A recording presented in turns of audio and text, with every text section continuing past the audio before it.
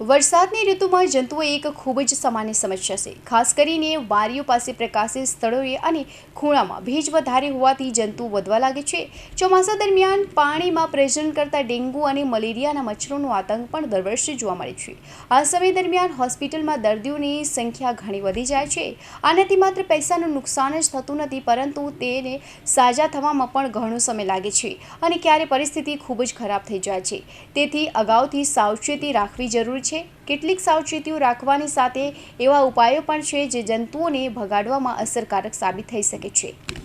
વરસાદના દિવસોમાં સ્વચ્છતા પર વધુ ધ્યાન રાખવું જોઈએ. ખાસ કરીને જ્યાં વસ્તુઓ રાખવામાં આવી છે ત્યાં ભેજ કે ગંદકી એકઠી ન થવા દેવી જોઈએ. ખૂણામાંથી ભીનાશ દૂર કરવા માટે પગલાં લેવાની સાથે કુંડા, બોક્સ, ખાલી ટાયર વગેરેમાં પાણી ભરવા ન દેવું જોઈએ. હમણાં માટે ચાલો જાણીએ કે વરસાદની ઋતુમાં જંતુઓ અને જીવાતોથી કેવી રીતે છુટકારો મેળવવો. કપૂર અને તમાલપત્ર ઉપયોગી થશે.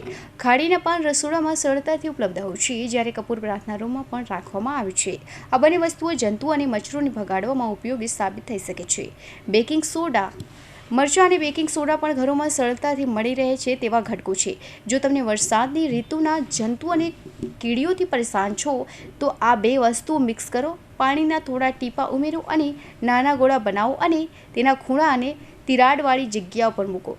આનાથી કોકરોચ, ભેજને કારણે જન્મેલા જંતુઓ અને કીડીઓ દૂર થશે.